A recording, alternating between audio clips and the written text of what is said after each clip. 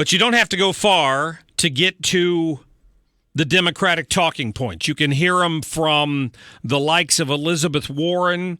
You hear them from the likes of Chuck Schumer. I saw Dick Durbin earlier with the Democratic talking points. So we wanted to talk to one of the big Democratic strategists and see what he had to say. Brad Bauman is our guest right now. He's a political strategist. He's a former executive director of the Congressional Progressive Caucus. And Brad, welcome into the program. Hey, man. Thanks so much for having me. Absolutely. So I'm seeing on all of the media coverage this morning, protests all over the place, Chuck Schumer with tears streaming down his face, a lot of people raising a lot of cane over these travel bans, and I think it's all blown out of proportion. What's your take on it? So let's be clear. There are a couple things here that I think are immediate problems. Number one, the way that the administration pushed this out was completely was just terrible and messy and absolutely against the way that the chief executive of our country should be doing something. You know, the fact that they deployed this without even having an idea of how they were going to handle green card holders is proof to me that these folks were not paying very close attention to how you do the job. That's problem number one. Problem number two here, though, is that these blanket bans, these ideas that somehow you can just ban a whole group of people from coming into the country, that's anti-American.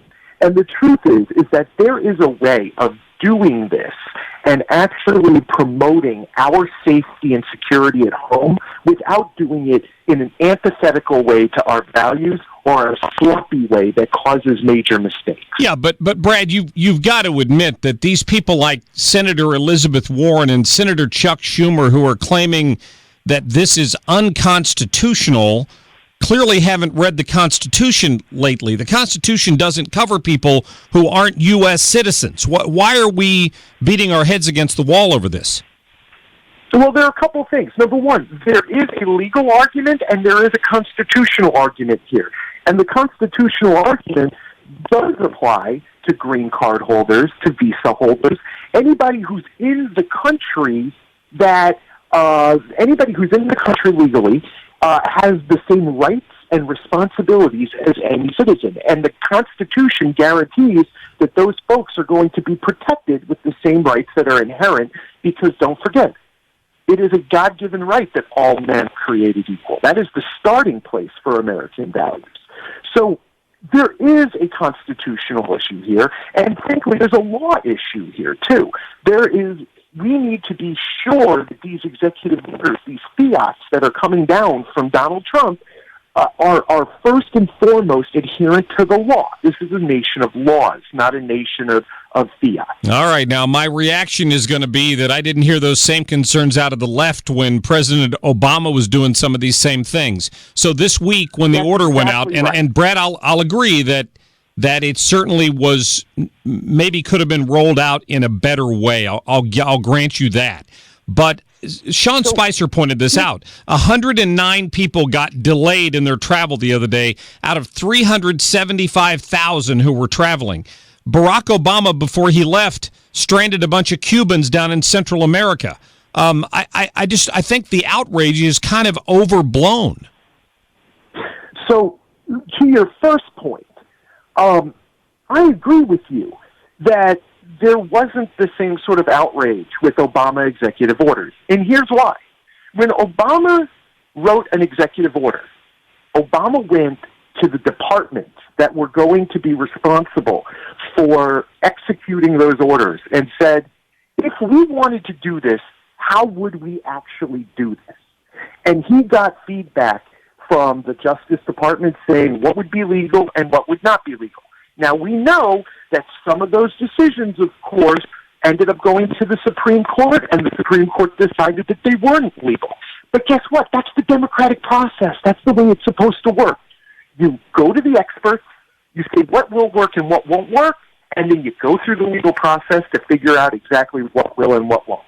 That's the way it's supposed to happen. It's not supposed to happen by fiat, by a king or a godhead. That's one. I think Number two.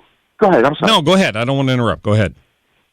And then the second point, to your second point about this being, overblown, this isn't overblown because what this points to are two very critical things.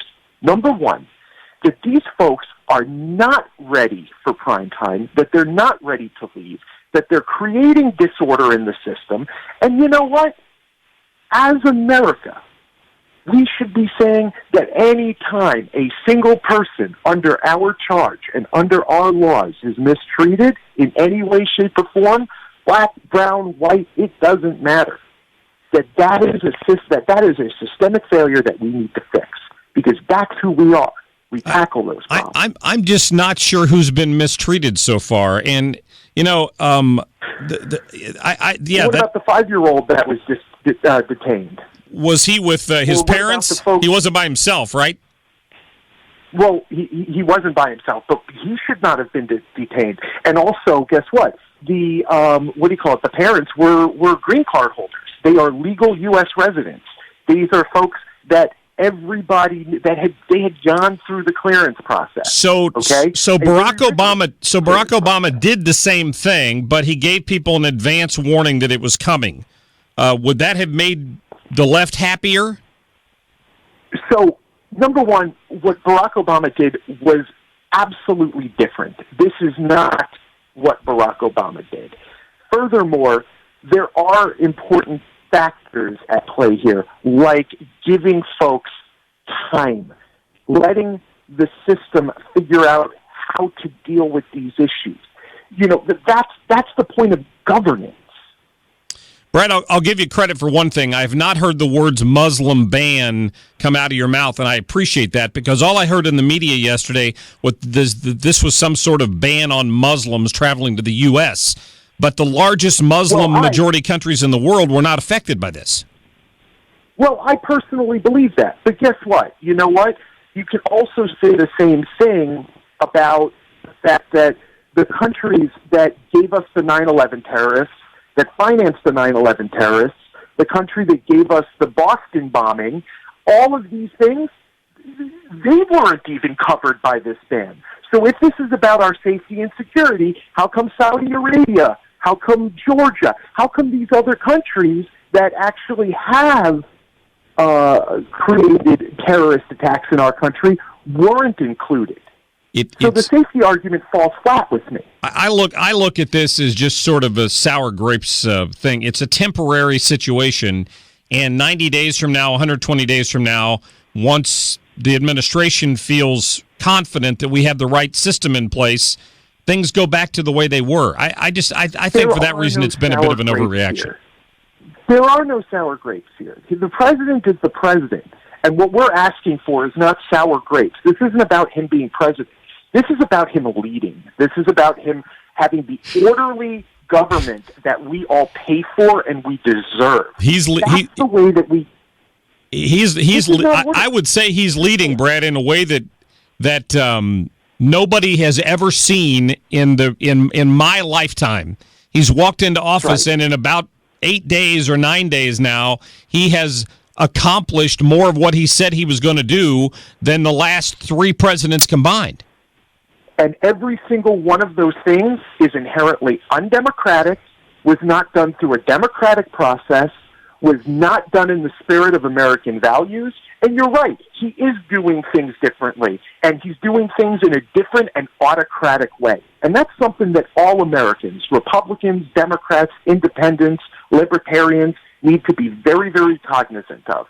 This is a completely different animal, and yeah, he may be getting things done, but at the risk of throwing the entire democratic process into contortion. So Brad, we'll agree to disagree on that, but I just got an alert from AP and CNN that Democrats have decided on the Senate Finance Committee they're just going to boycott the votes today on Steve Mnuchin. Any reaction to that? I applaud them for that. Why? I applaud them for that. They're just going to take their toys and go home? No, because Donald Trump should not get a single confirmation until he agrees to play in the constitutional rules that have been set forth by 270 years of precedent in our democratic system. And unless he is the one who's taking his toys and going home. If he wants to be president of the United States, then be an American and play ball and do this through democratic means. That's okay, Brad. I understand where you're coming from on this, but Jeff Sessions voted to approve Eric Holder even though he didn't agree with him.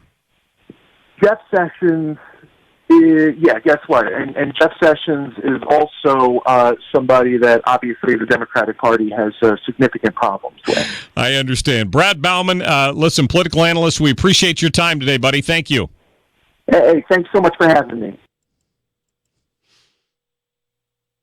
This isn't fair. I think I appreciated Brad coming on, but no matter what I said to him there, I'm getting the same canned response from the Democrats that good for the Democrats for boycotting the process. What has Donald Trump done that's outside of the process? He nominated these people. They went to a hearing, and instead of voting on it like the adults they should be, they left. They just decided not to show up. They took their toys and went home. That's embarrassing. All right, I got to get to a break. 314-969-9797. I'm hoping to get Jared Halpern on the phone here soon from Fox News Radio to talk more about the confirmations. Butch,